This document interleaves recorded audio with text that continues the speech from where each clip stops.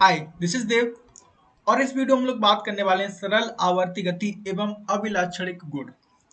हालांकि आपके सिलेबस में ये टॉपिक बहुत छोटा है, बहुत छोटा दिया है हमको, कोई ज्यादा डिटेल में नहीं दिया, बस दो वर्डों में लिखकर खत्म कर दिया। जैसे यहाँ पर देखो, आप देख पा रहे होंगे यहाँ लिखा सरल आवर्त गति और उनका अभिलाक्षणिक एवं सरल लोलक। तो बस दो वर्ड में लिखकर सिलेबस खत्म कर दिया। हालांकि ये टॉपिक उससे कहीं ज्यादा बड़ा है। तो चलिए हम लोग देखते हैं ये कितने वीडियो में कंप्लीट हो पाता है। कोशिश करेंगे जल्दी से जल्दी खत्म करने की। आप लोग पीछे के वीडियोस देख चुके होंगे, और अगर आप लोग नए हैं चैनल को सब्सक्राइब जरूर कर लें, वीडियोस को लाइक कर दीजिए करिए, और साथ में शेयर भी कर सकते हैं अपने दोस्तों को, ताकि उनकी भी तैयारी हो सके। फिलहाल हम लोग बात करते हैं सरल आवर्त गति और उनके अभिलाक्षणिक गुण। तो यहाँ पर हमसे कह रहा है कि अच्छा शुरू, अभी तो टॉपिक शुरू करते हैं। तो दोलनी गति तथा आवर्त गति में अंतर। जब भी कोई पिंड जब भी कोई पिंड एक निश्चित समय अंतराल के बाद अपनी गति को दोहराता है, तो इस प्रकार की गति को कहते हैं आवर्त गति। मतलब कि अगर मान लें यहाँ से हमने एक पत्थर को बांधा एक धागे में, और इसको घुमा रहे हैं इसके चारों तरफ, इस बिंदु के चारों तरफ घुमा रहे हैं, तो होगा क्या, एक निश्चित समय के बाद ये पत्थर घूम के इस बिंदु पर आएगा, उसके बाद फिर से चला जाएगा, और इस तरह से ये घूम रहा है। तो मतलब कि एक निश्चित समय अंतराल में ये पत्थर घूमकर वापस अपनी जगह पे आ रहा है, और ये लगातार इस पथ पर चलता जा रहा है, मतलब कि अपनी गति को दोहरा रहा है। तो इस प्रकार की गति को कहते हैं आवर्त गति। यहाँ वर्ड से दिख रहा है ना सीधा, आवर्त। आवर्त का मतलब एक निश्चित समय बाद ये वापस आएगा, लौट के जहां से गया था वहीं पर।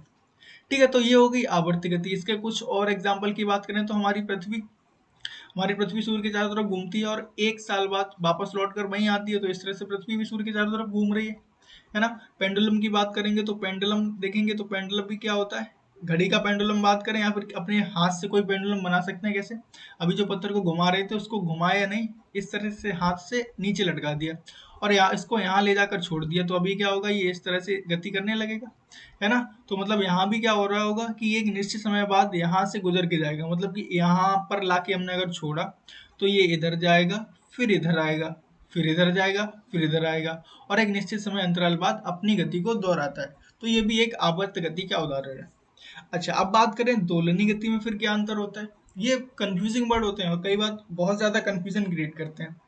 तो दोलनी गति का मतलब क्या होता है कि जब भी कोई पिंड एक बिंदु के दोनों तरफ अपनी गति को दोहराता है, यहाँ भी एक निश्चित समय अंतराल के बाद, इस बिंदु को कहते हैं साम्यावस्था को। तो इस साम्यावस्था के दोनों ओर जब अपनी गति को दोहराते हैं, तो इस प्रकार की गति को कहते हैं दोलनी गति। जैसे यहाँ इस पेंडुलम के केस में हो रहा है, यहाँ एक बिंदु, अगर हमने पेंडुलम को इस तरह से लटकाया है, तो इसका मतलब अभी जब ये रुका हुआ था, हमने सिर्फ लटका दिया, तो अभी यहाँ पर रुका हुआ, तो इस बिंदु को कहेंगे हम साम्यावस्था। अब जब इस पेंडुलम को यहाँ इस तरह से ऊपर ले जाके हम छोड़ देंगे, तो ये क्या करेगा, यहाँ से इधर जाएगा और फिर यहाँ से यहाँ जाएगा, इस तरह की गति करने लगेगा, है ना। दोनों ही कंडीशन में क्या हो रहा है कि जब ये यहाँ पर होगा तो इस पर इस तरफ को एक बल लगेगा, और जब ये यहाँ पहुंच गया होगा तो इस पर इस तरफ को एक बल लगेगा, है ना। मतलब कि दोनों कंडीशन में ये क्या करेगा, यहाँ से वापस रिपीट कर रहा होगा अपनी गति को। अब दोनों में अंतर क्या है, दोनों में अंतर ये है कि हर एक दोलनी गति आवर्त गति होती है, लेकिन हर एक आवर्ती गति दोलनी गति नहीं होती। कैसे, जैसे अगर हम बात करें पेंडुलम की बात करें, तो पेंडुलम में क्या हो रहा है, एक निश्चित समय अंतराल बाद ये अपनी गति को रिपीट कर रहा है, इसका मतलब ये आवर्त गति है। और एक बिंदु के दोनों तरफ गति कर रहा है, तो इसका मतलब ये दोलनी गति भी है।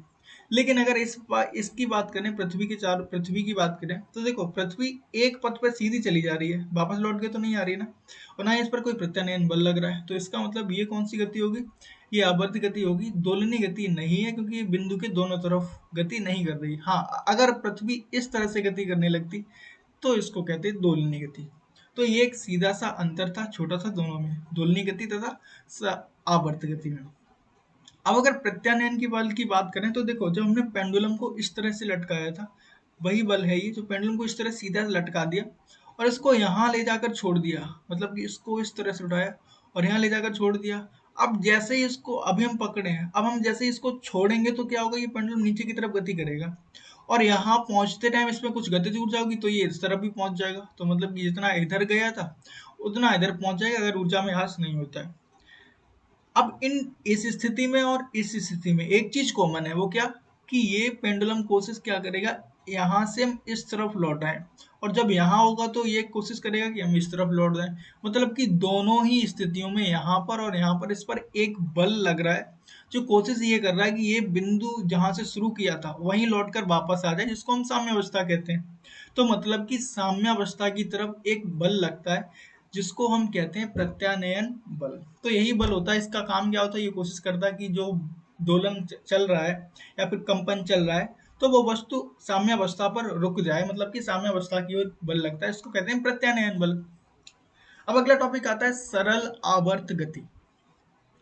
आवर्त गति का मतलब हम समझ चुके हैं। अब सरल का बस सीधा सा फंडा है कि एक बिंदु लिया और उसके दोनों तरफ एक सरल रेखा में जब आवर्त गति होती है तो उसको हम कहते हैं सरल आवर्त गति। मतलब कि सीधा सा मतलब कि एक आवर्त गति है जो एक सरल रेखा के अनुदिश हो रही है, और उसमें क्या होगा, एक कोई बिंदु होगा जिसको हम साम्यावस्था बोल रहे होंगे। यहाँ से इस तरफ को कोई पिंड जा रहा होगा, ठीक उतनी ही दूरी पर लौटकर इस तरफ को जा रहा होगा, है ना। जो यहाँ से लेके यहाँ तक मैक्सिमम दूरी तय की होगी उसको विस्थापन कह रहे होंगे, और एक निश्चित समय अंतराल बाद जा रहा होगा तो इसको आवर्तकाल कह रहे होंगे। तो ये था सरल आवर्त गति। आगे अगर हम बात करें, अब क्योंकि टॉपिक हमारे पास यही है कि सरल आवर्त गति ही पढ़नी है, तो सरल आवर्त गति पढ़नी है, तो देखते हैं सरल आवर्त गति के विस्थापन समीकरण। अब अगर इसकी बात करें कि सरल आवर्त गति को हम किस तरह से देख सकते हैं, तो अभी जो हम पत्थर को बांध को घुमा रहे थे ना, इस पत्थर को फिर से देखते हैं। ये था जो पत्थर, या पत्थर मान सकते हैं या फिर कोई भी चीज जो एक वृत्ति गति कर रही है इस तरह से। अब अगर इस बिंदु के अनुदिश हम इस तरह से एक सीधी रेखा खींच दें, सरल रेखा, और इसको कह रहे हैं वाई एच मान ले रहे हैं, है ना, या फिर एक सीधी सी रेखा। अब जरा ध्यान से देखो कि इस वृत्त के अनुदिश जब कोई भी पिंड गति करेगा, तो अगर इस तरफ को मान लो हम यहाँ एक पर्दा बना देते हैं, ये रही पर्दा, और इस तरफ से टॉर्च से लाइट डाल रहे हैं। वैसे थोड़ी आर्ट मेरी खराब है इस तरह से टॉर्च से लाइट डाल रहे हैं, तो ये क्या होगा, इसके कारण इस पर एक, इस वाले पिंड की, यहाँ जो पिंड गति कर रहा है उसकी परछाई बनेगी। अब ये जो पिंड की परछाई की जो गति होगी ना, वही हम कहेंगे ये है सरल आवर्त गति। हाँ, ये थोड़ा मजेदार कॉन्सेप्ट है। क्या कि ये देखो, मान लो ये पत्थर इस तरह से चक्कर लगा रहा है, ये यहाँ से ये इस तरह से घूम रहा है, तो यहाँ क्या होगा, जब ये पिंड यहाँ पर होगा तो इसकी परछाई यहाँ पर होगी, जब ये पिंड यहाँ पहुंच गया होगा तो इसकी परछाई यहाँ होगी, जब यहाँ होगा तब इसकी परछाई यहाँ होगी, जब यहाँ होगा तो भी परछाई यहाँ होगी, जब यहाँ होगा तो परछाई यहाँ होगी। मतलब कि हम इस परछाई की गति देख रहे हैं, जो परछाई की गति है वही तो एक्चुअल में सरल आवर्त गति होगी। क्यों? क्योंकि ये जो परछाई है ना, वो पहले इधर जा रही होगी, फिर इधर से लौट के यहाँ आएगी, फिर यहाँ से यहाँ इस तरह से गति करने लगेगी। तो यही एक्चुअल में होती है यही होती है सरल आवर्त गति। अब जरा इस विस्थापन समीकरण निकालें तो इस सर्कल को दोबारा से देखते हैं। मान लेते हैं ये जो दूरी थी फिर से बाई है, ये अब केंद्र है जिसको साम्य अवस्था बोल रहे हैं, और यहाँ से अगर गति करना शुरू करता है तो कुछ टाइम बाद वो पिंड यहाँ पर पहुंच जाता है। मान लेते हैं अपनी तरफ से कि यहाँ पिंड पहुंच गया। जब पिंड यहाँ पहुंच गया तो ये वाला कोण थीटा बन रहा होगा, है ना। अगर ये थीटा बन रहा होगा तो अगर इसके समांतर रेखा इस वाली रेखा के समांतर लें तो ये वाला भी थीटा बन रहा होगा, है ना। और ये अगर वृत्त की त्रिज्या a है तो इसका मतलब क्या है, पिंड यहाँ से यहाँ तक अधिकतम दूरी तक जा रहा होगा, और दूसरी तरफ इतना अधिकतम दूरी तरफ जा रहा होगा। मतलब कि जो त्रिज्या थी वही इसका आयाम हो जाएगा, है ना। अच्छा, अगर ये वाला थीटा है तो ये भी थीटा है, ये हमको पता है। अब अगर मान ले रहे हैं ये किसी स्थिति में जब पिंड यहाँ पर था तो इसकी परछाई यहाँ पर होगी, तो ये जो दूरी है ना, इसको मान ले रहे हैं ये बाई है। क्या है ये?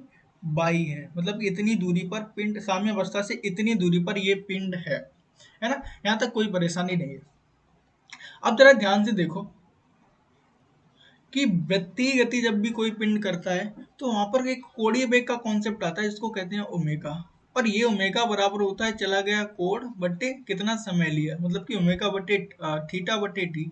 इसका मतलब कि थीटा बराबर क्या हो जाएगा, थीटा बराबर ओमेगा टी हो जाएगा, है ना। इसका मतलब अब देखो, ये अगर ये वाली दूरी a है तो यहाँ से लेके यहाँ तक की ये भी तो दूरी a होने वाली है ना।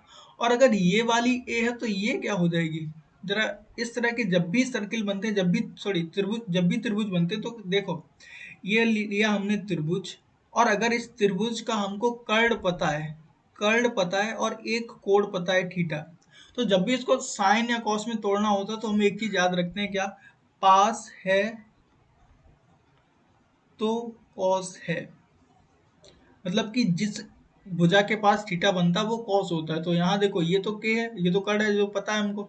अब अगर इसकी बात करें तो ये के कॉस थीटा हो जाएगा, और जो दूसरा बचता है वो क्या हो जाएगा, के साइन थीटा। तो यहाँ पर भी देखो ये वाली दूरी, ये तो भुजा ए है, तो ये क्या हो जाएगी, वाई बराबर हो जाएगी ए साइन थीटा। अब जब थीटा को ओमेगा टी नहीं लिख सकते, तो मतलब कि वाई बराबर क्या हो जाएगा, ए साइन ओमेगा टी। ये आ गया हमारे सरल आवर्त गति का विस्थापन समीकरण। ये उम्मीद करते हैं आप लोगों ने बहुत बार पढ़ा होगा और शायद समझ में ना आया हो, लेकिन इस बार मैं गारंटी लेता हूँ कि इस बार आपको पूरा समझ में आया होगा। तो ये आता है हमारे पास y बराबर a साइन ओमेगा टी। इस तरह से हमारे पास सरल आवर्त गति का विस्थापन समीकरण आता है। ये याद करने वाली बात है, तो इसको याद कर सकते हैं। हालांकि डेरिवेशन बहुत सिंपल था, इसमें कोई रॉकेट साइंस नहीं थी। अच्छा, अब कुछ और टर्म की बात कर लेते हैं। आयाम क्या होता है?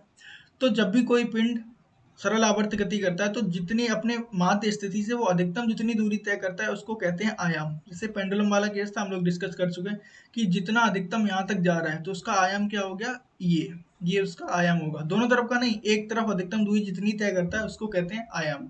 अभी जब हम परछाई को देख रहे हैं तो मान लेते हैं ये जो साम्य अवस्था है, इससे अधिकतम दूरी ए ऊपर जाएगा क्योंकि त्रिज्या थी, और ए ही नीचे आएगा। तो ये जो एक तरफ की दूरी नापते हैं ना, ए, यही होता है आयाम। मतलब कि सरल आवर्ती गति करता कोई पिंड अपनी माध्य अवस्था से या अपनी साम्य अवस्था से अधिकतम जितनी दूरी तय करता है उसको उस पिंड का आयाम कहते हैं।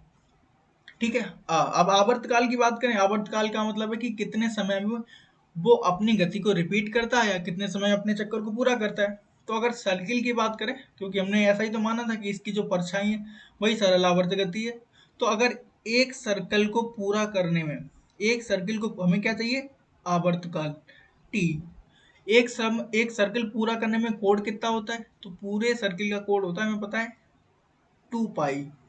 और कितने वेग से चल रहा था, ये ओमेगा वेग से चल रहा था। तो टी बराबर आवर्तकाल बराबर क्या होता है, टी पाई बटे ओमेगा।